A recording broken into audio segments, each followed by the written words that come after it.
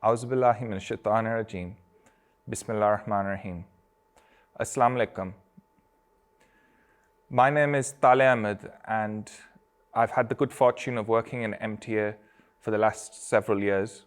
And as part of the MTA team, I've from time to time been able to join the crew that films various events at which Hazrat Khilafat-e-Ahmadiyya is attending. And for this reason, I've been able to observe Hazur at close quarters. And perhaps this is the reason why that Majlis Khilafat-e-Ahmadiyya asked me to say a few words about Hazur's blessed character for the virtual Atfal Rally 2020. One of the programs that I've had the honor of contributing to, of being part of the team that works towards it, is This Week with Hazur. And that program launched in November 2018. And the first week went great by the grace of Allah. But the second week, the second program that we made, I made a huge mistake. And that evening I came home, the program broadcast with the huge mistake as part of it. And I went to sleep, and around midnight I received a text informing me that Hazur had seen the program and seen the mistake. And for this reason, the program needed to be removed from all social media. At the time I was asleep, so I read the message at around Fajr time. And of course I was devastated. One issue was that, of course, I had personally made such a big error that had broadcast on MTA, but even greater than that was the fact that Hazur was disappointed with me, and it was just a completely terrible feeling that I can't explain how bad somebody feels when they know that it's in Hazur's knowledge that they've done something incorrect and that he's been disappointed. So I had these feelings, and as was instructed, the program was removed from social media. And that evening I had an opportunity to attend a mulaqat at which Hazrat Khilafat-e-Ahmadiyya would be present. And at the time I was extremely nervous because I was wondered whether I should either attend, but I thought it's best that I do attend. And I thought I'll hide at the back, and then Hazur, nobody will really notice me, and I can just sit there in silence, and at the end of the mulaqat, I'll leave with everyone else, and it'll pass like this. So I arrived at the mulaqat, but when I arrived, my expectations were completely reversed, because Hazur came and he began to tell jokes, and each time he would tell a joke, he would turn towards me and he would say, "Hana Taalay?" Like, "Don't you agree, Taalay?" And then he'd start laughing and smiling with a big, broad smile. And I was completely shocked. I was so stunned I could barely reply, let alone think what was happening, because it was such a reversal of what my initial expectations had been. Hazur's never been anything other than kind to me, but of course I thought that it would be very awkward, and yet Hazur was here being the absolute embodiment of forgiving and kind and loving. So that was one occasion, but unfortunately the mistakes that I made didn't end there. And in the early development of the program, there were a number of occasions when things weren't according to the level that they should have been. And so on one similar occasion, similarly, there was a mulaqat that was going to happen, and I thought I would hide behind the door, sort of the entrance door, and would be able to listen to what was happening to the mulaqat without necessarily being involved. And at this time, there had been such a run of errors within the work that I was producing that I was really deeply, deeply sad. And I was wondering even whether people would require me to continue on this program, because I thought, initially I thought when I'd made the first mistake that the program might even be cancelled, but instead Hazur had given guidance that we should continue and work harder. But at this point I thought, okay, the program will continue, but whether I'm asked to be part of the team that produces the program or not, that I wasn't sure of, and I was just deeply, deeply sad. And my hopes were becoming reduced. At that moment, Hazur he came to the entrance, but instead of walking past me, he suddenly stopped and he took hold of my arm and he turned towards me, and Hazur, in a very low voice so that other people perhaps couldn't hear, explained the mistakes I'd been making, but said that it gave me a renewed sense of hope. He said that I should go and seek advice from people like Asif Basit Saab, who's the director of programming within MTA, and he said by being trained in this manner, I would be able to eradicate the greater bulk of these weaknesses within a very short period of time. And so where I'd been completely sad and low and unable to see hope in the future, Hazur just filled me with hope. And then Hazur asked that there had been a group mulaqat, a delegation that had come to see him recently, and he asked, did you attend this? And I said no. And then the instruction came that when these sorts of events happen, I should attend. And so where I'd thought that because I'd made some mistakes that maybe I would be removed from the team, instead Hazur brought me closer and involved me even further with the work for that program. I don't want to dwell endlessly on the various mistakes that I made while producing this program, but I will mention one more, and the reason is that when we watch a football match, we often see the commentators say, or the players themselves say, that they would run through a wall for a manager, or run through a brick wall for a manager.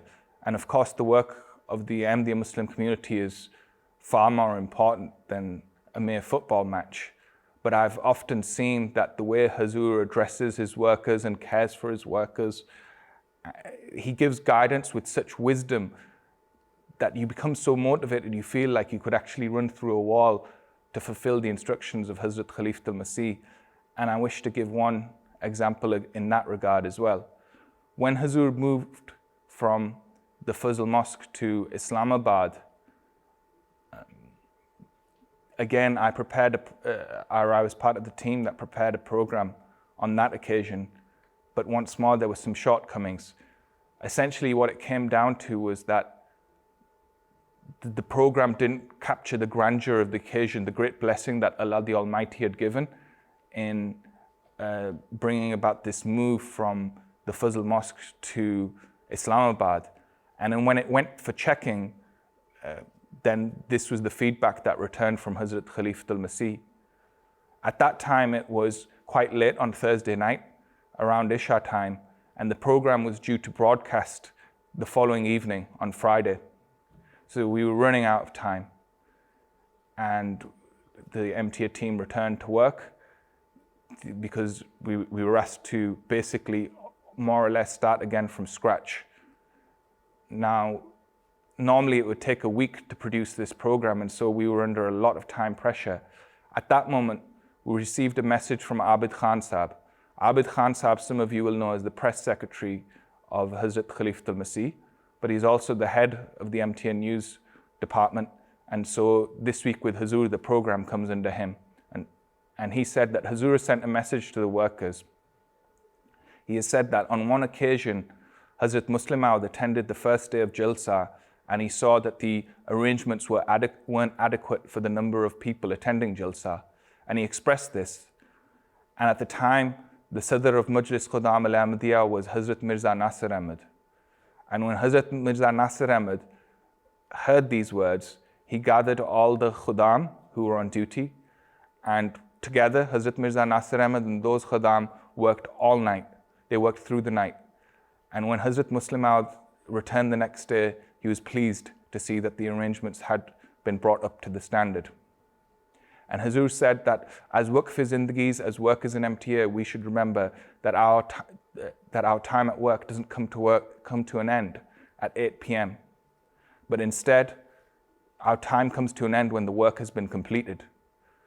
Now, on the one hand, we've been told that the program wasn't good enough, but look how Hazur motivated us, that he gave us so much hope at the same time that if you just work one more night on this program, in the morning, I will be as pleased with you as Hazrat Muslim Maud was with Khudam al-Ahmadiyya in his age on that occasion at Jalsa.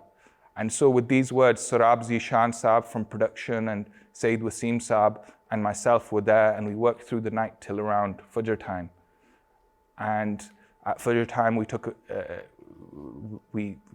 brought the first round of the work to an end, but we returned early in the morning, and we continued the work, and we continued through the day. And by the grace and blessings of Allah, we were able to complete the work in time, and the program broadcast at the correct hour. After it broadcast, I can say that normally for an episode of This Week with Hazur, we would take a full week to prepare the episode. But on this occasion, we prepared it overnight.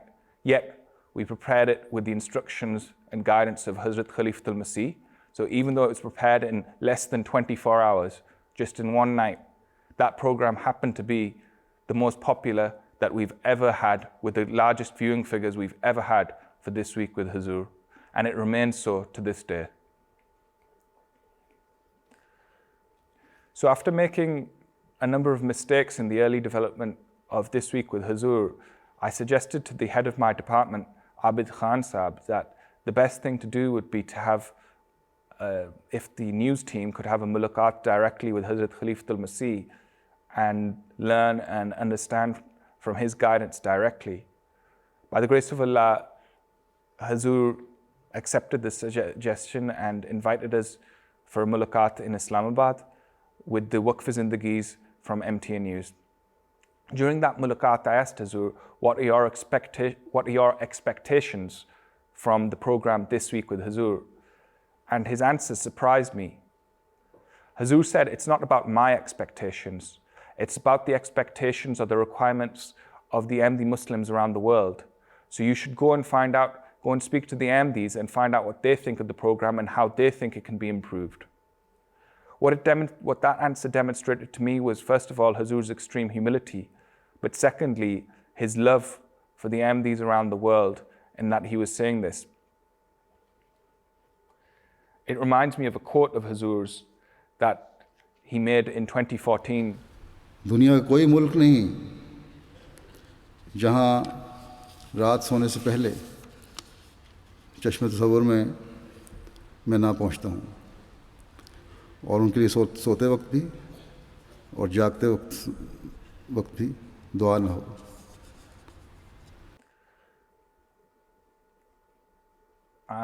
One of the things I also want to talk about, and one of the things we've tried to cover on the program This Week with Hazur, is Hazur's relentless schedule.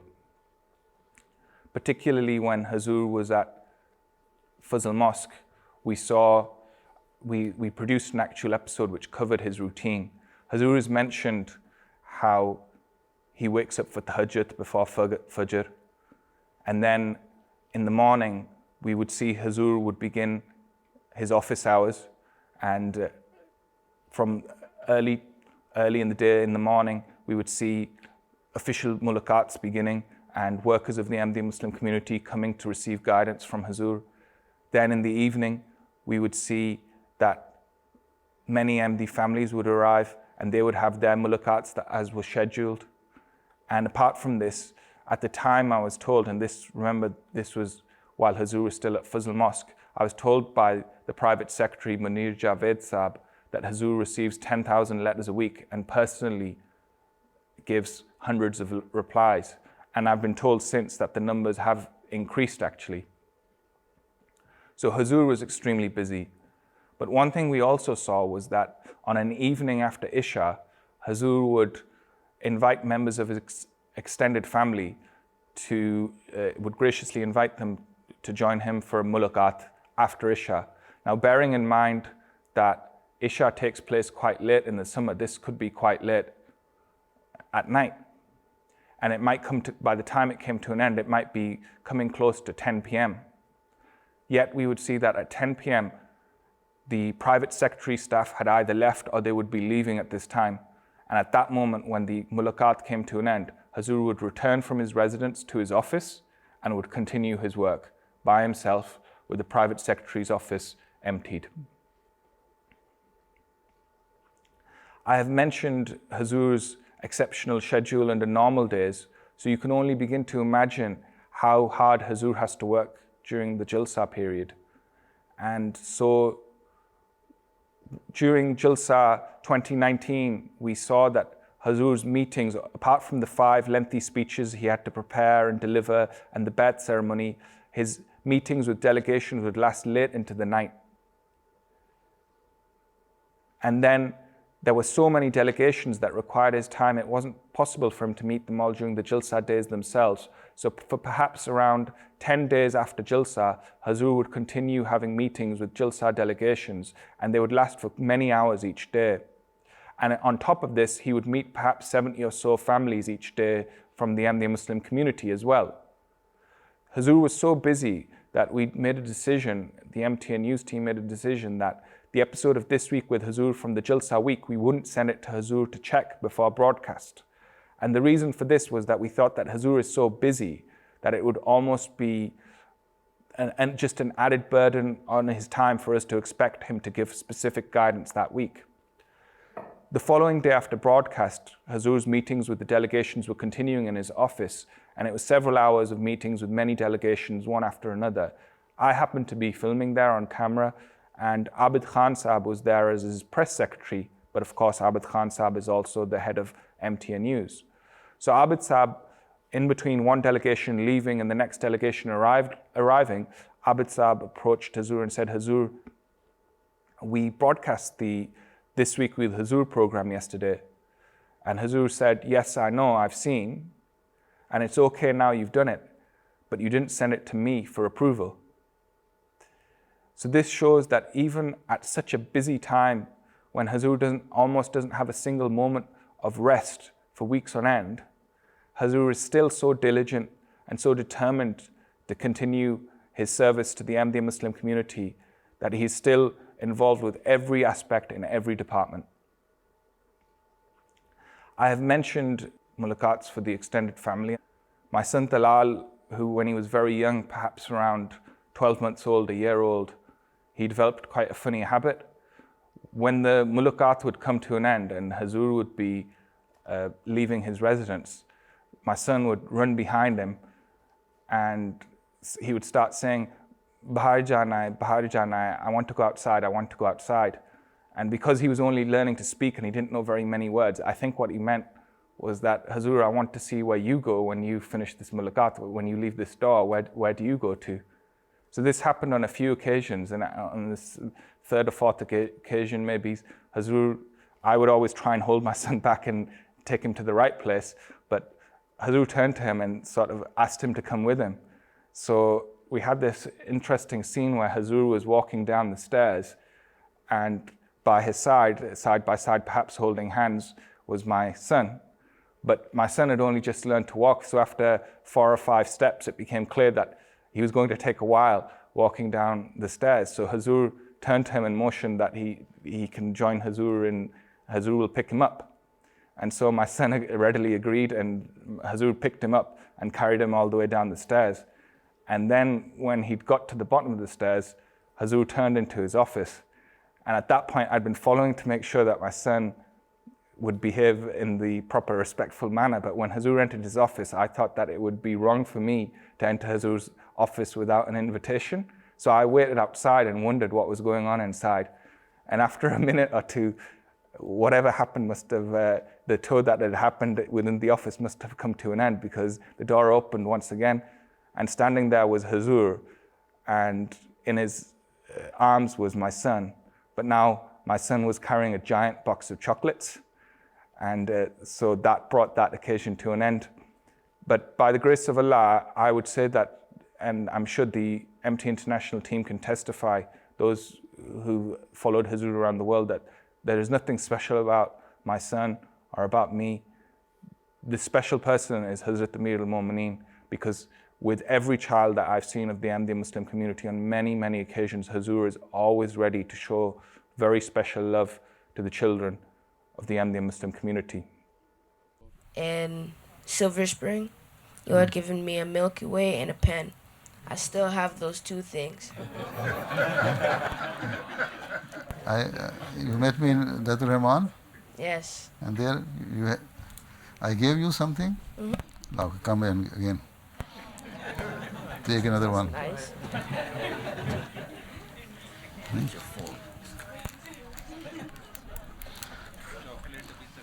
Acha, you are more confident than your brother. Huh?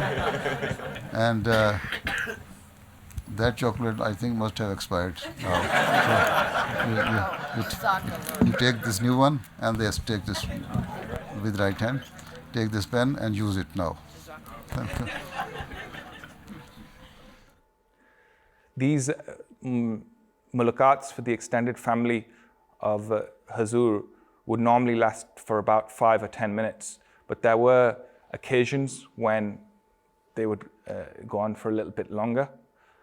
And one of these exceptions comes to mind was when Hazur's cousin Khala Amtulhi was very seriously ill. And in fact, she was in the final period of her life.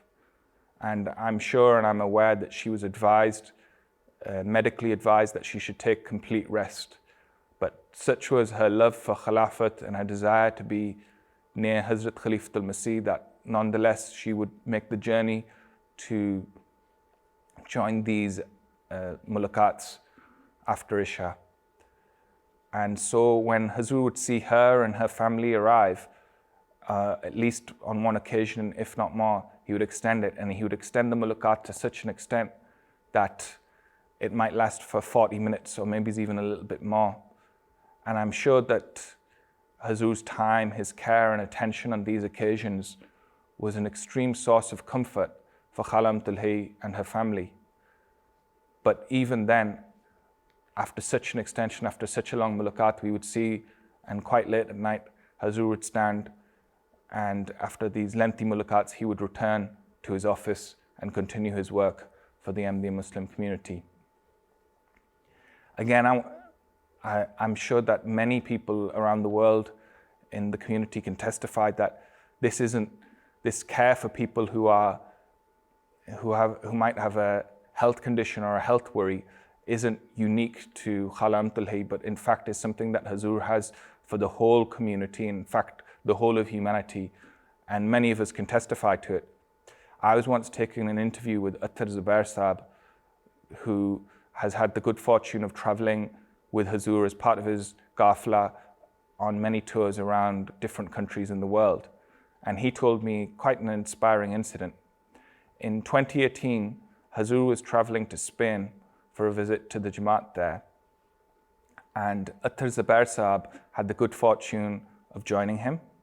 But Attar Zubair Saab had had an illness for quite a while, and the illness meant that whenever he traveled, he'd have a fever.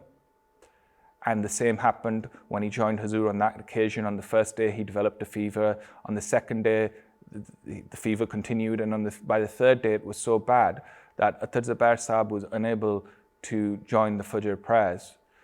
At Zohar time, Hazur saw him and asked, "What happened to you? Were you unwell that you didn't join the Fajr prayers?" And Attar Zubair Saab explained the situation.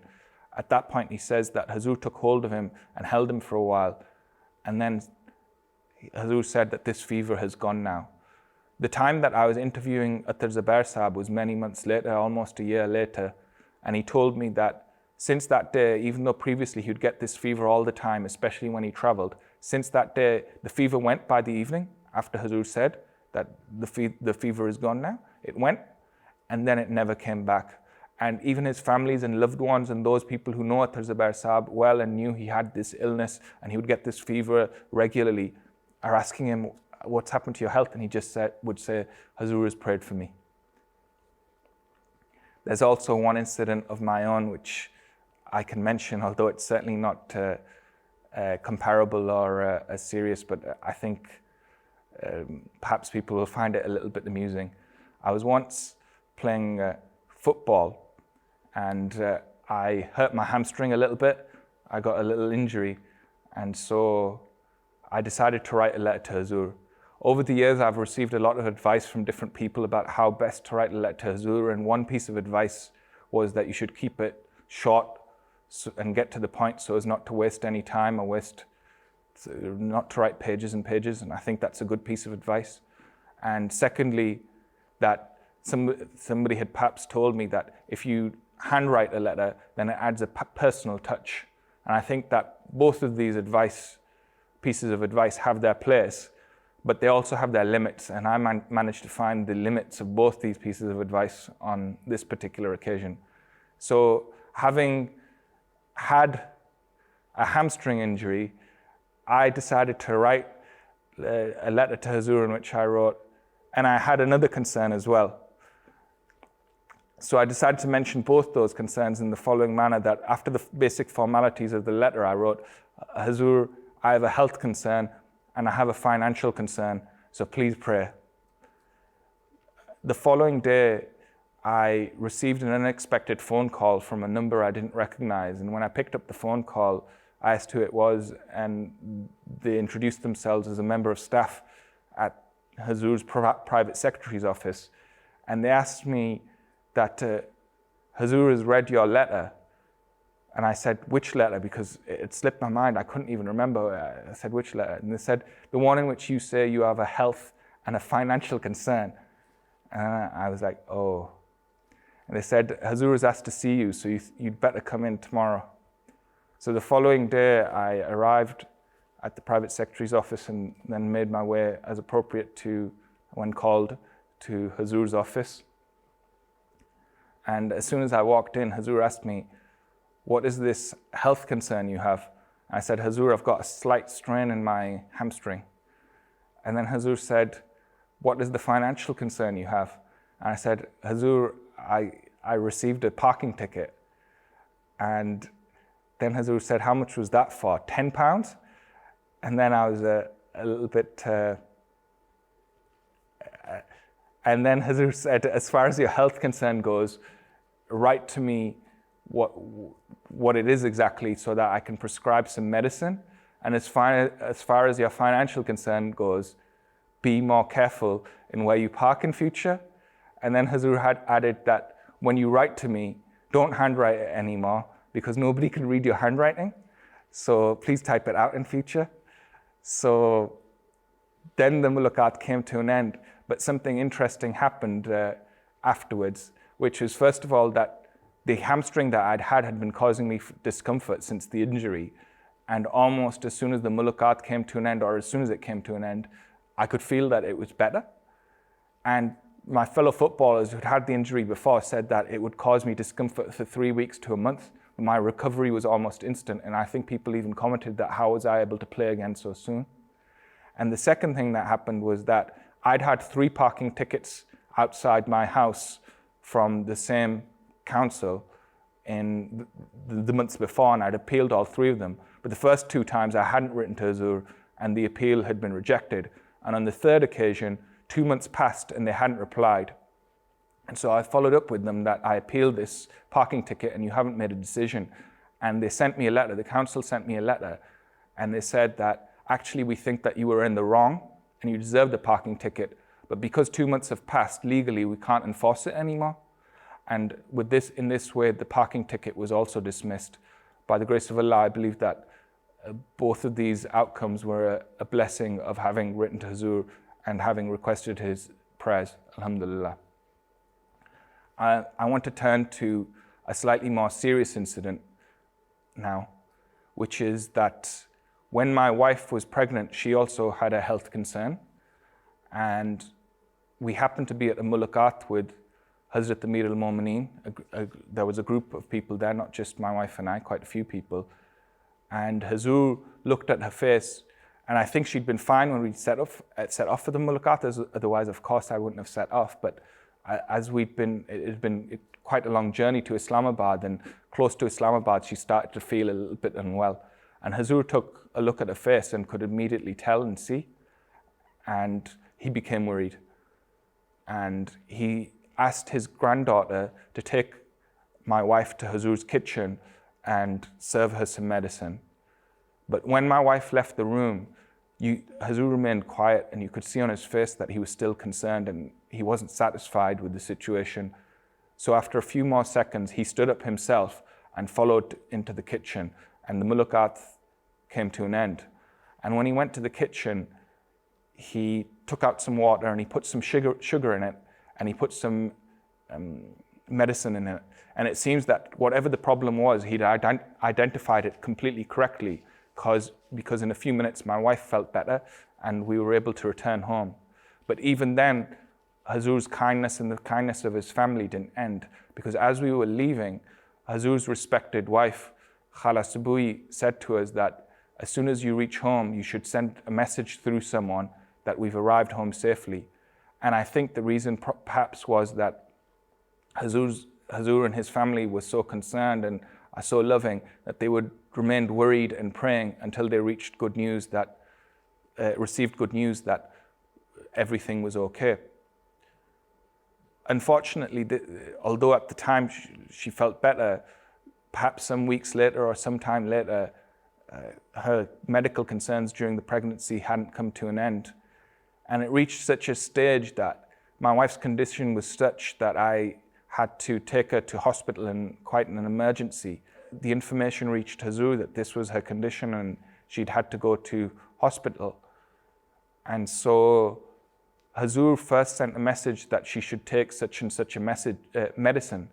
But I think this wasn't enough. Hazur's concern remained. So then he asked somebody to check if we had that medicine readily available. And we replied that we didn't have the medicine available in our house. And so this was during the Jalsa period, and Hazur was extremely busy, but he also had family members from abroad who'd arrived and were staying at Islamabad for the Jalsa period. So he arranged for his nephew and niece to travel perhaps from Islamabad to London and deliver medicine to our hands. They came to St. George's Hospital in Tooting and delivered medicine to our hands. And this was quite late at night, perhaps around midnight. So this again was a demonstration of how much love and how much care Hazur has for the Ahmadis and their health concerns. By the grace of Allah, with Hazur's guidance, with his prayers, some months later, she made a full recovery, and some months later we were blessed with our second child.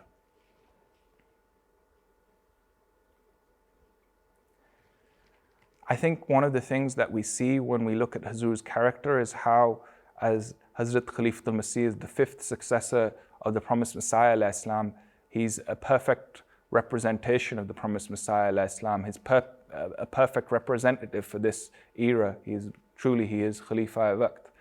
And these incidents that I've mentioned of his taking care of the Muslims who might have medical concerns reminds us of the promised Messiah alayhi salam. There were people in the promised Messiah alayhi salam's time where the doctor said that there's no hope for them, that they will pass away, and he would pray for them and show concern and love, and then they would make a recovery. And then there were other people where the doctor said that this person will now lose their sight and they will become blind, and the promised Messiah alayhi salam would pray, or in some cases they would just touch the person, and very soon thereafter they would make a recovery and they would be okay. So this reminds us, Hazur in this way reminds us of the promised Messiah alayhi salam. But this isn't the only way. There's a very well-known incident of how some enemies of the Ahmadiyya Muslim community conspired with a magistrate in India, or perhaps British India at the time, against the promised Messiah alayhi salam, and they made a plan through completely false allegations. They would have him put in prison for quite an extended period of time. And they hurled a number of insulting comments towards him as well. And when news of this plan reached the promised Messiah alayhi salam, he said that I am the Lion of God. Let them try if they will. Let's see what happens. And of course, Allah the Almighty protected him, and their plans came to nothing. They failed completely. But one thing that struck me is this comment, Lion of God. What does it mean? And of course, I think one of the meanings is that the promised Messiah alayhi salam was always ready to defend Islam, to defend Allah the Almighty's cause, to defend the Holy Prophet Muhammad sallallahu alaihi wasallam, regardless of the opposition, regardless of the circumstances, regardless of the plans of the enemies. And this is a quality that I've also seen in Hazrat Khilafat al-Masih. One example springs to mind in Germany in 2019. Hazur was in Berlin, and one morning he arrived at his office and found a journalist there. And the journalist began to ask him questions, and she was recording the interview. and Hazur began to answer the questions. But you could see from the journalist, although she was completely polite, you could see that she'd done a lot of anti-Islam research, and her questions seemed to have an agenda, and in fact each of them seemed to be trying to attack Islam or test Islam's defenses from a different angle. Hazur remained completely calm and very patiently and kindly explained the answers. A lot of the questions repeatedly seemed to imply that Muslim women, Muslim ladies are somehow mistreated in Islam. We have our women's organization. They are very active. If you have ever happened to see our convention, you would have seen women organize the functions, and they are very much active in the Jamaat and in our community. There are quite a number of women who are doctors, teachers, architects, and they go outside to work and or hold their meetings outside, their functions, and they have their separate setup. But why separate? That's a question many people ask in Germany. Because we believe that women can flourish better without the shade of men. So if they are free, they are separate, then they are free to grow. See, if you plant a small tree under a big tree, it cannot grow well. But at the same time, they have the same rights. Women have the right of divorce in Islam. Women have the right of inheritance in Islam. Women have other rights which were being denied some decades ago in the West, So now that you have those rights, but you cannot say that you are the champion of giving these rights to the women. It is the Islam who is the champion of giving these rights to the women. So the interview came to an end, and Hazur had beautifully answered all the questions. But there was one interesting thing that happened at the end of the interview. Hazur began to apologize. He said, "I'm so sorry. Nobody told me that this interview was going to take place, and perhaps you were waiting for some time because I wasn't aware that it was going to happen." And it seemed that the first time Hazur had become aware that the interview was scheduled in the program, it hadn't been written in the program, was when he walked into the office and found the journalist waiting for him. And I was so surprised that Hazur, it was almost like an intellectual ambush had been set up in Hazur's office. And instead of being surprised or perplexed, Hazur had so perfectly and so calmly answered all the questions and emerged completely victorious. Another example of Hazur's desire to defend Islam came during the Jalsa period in last year. And as I've mentioned, Hazur was tremendously busy in those days. And there was a delegation from Spain. Now, to put this into context, a week before Jalsa, there had been quite a controversy in the national media, across the national media in the UK. What had happened was that Boris Johnson, the Prime Minister, had appointed somebody called Priti Patel to a very senior position. And the media had made a great fuss over the fact that Priti Patel in the past had made a number of comments in favor of the death penalty, capital punishment. And under this huge national pressure, Priti Patel gave an interview to the BBC and spoke to a number of newspapers in which she said she completely denied her previous views, backtracked, rejected them entirely, and said, no, I'm not in favor of the death penalty. So when this mulaqat came along with the Spanish delegation, one of the people picked up a microphone. He was a national politician in Spain, and he said that my daughter was kidnapped and murdered. In Islam, what would the penalty be for somebody who committed those crimes? At the time he asked the question, I happened to be on camera, and I felt some tension. I was wondering how Hazur will address this question in light of the fact that of what had happened in the UK over the last week, in light of the fact that most European countries are against the death penalty. And I was also wondering how there was a large delegation here, a number of dignitaries, a number of Spanish guests. I was wondering what their reaction would be to Islam's teachings. But Hazur immediately answered that this is a heinous crime and it deserves capital punishment. With complete confidence, that was his immediate answer.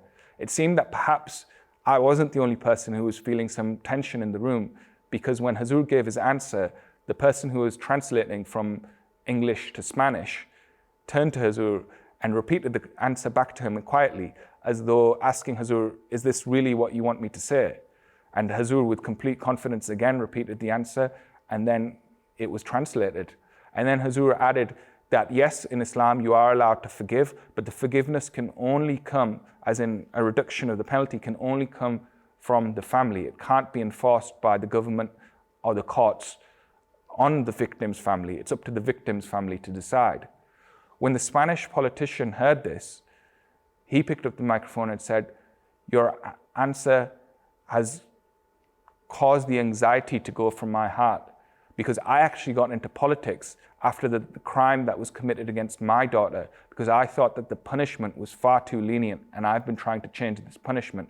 And it seemed to me that the tension was removed from the room, and in fact, we saw that at the end of the mulakat, large numbers of Spanish guests queued to have their photo taken with Hazur and seemed extremely impressed with Hazrat Khilafat-e-Ahmadiyya by the grace of Allah, alhamdulillah. So when we see Hazur in this role where he so courageously, like a lion of God, defends Islam, then we think that Hazur shouldn't be by himself. We should join him, we should stand up to help him. And how can we do that? And this brings to mind one more question that somebody asked of Hazur.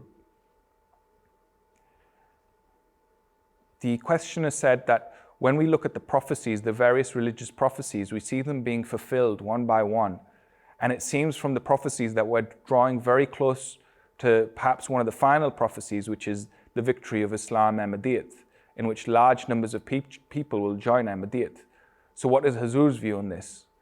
And Hazur replied that Allah the Almighty had promised Moses and Aaron that they would be granted the promised land.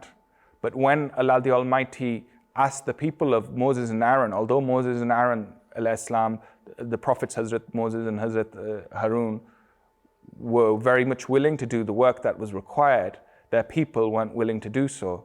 And because of this, the promise was delayed for 40 years, even though it had been promised by Allah the Almighty. So Hazur said that although there is a promise of the victory of Islam Ahmadiyyat, whether it happens sooner or later depends on how hard we're willing to work. So now it's up to you on how hard you work. And when Hazur said this, it seemed to me he was in particular addressing the younger people in the room. So I'm aware that many young people will be hearing this talk. I hope and pray that as you're being told during this Atfal rally, during the various speeches and events, on how the expectations that Majlis Atfal al-Ahmadiyya has of you, on the requirements the Jamaat has on you, that we're able to learn from those, and we're able to serve Khilafat-e-Ahmadiyya and understand our responsibilities. Ameen, thumma ameen.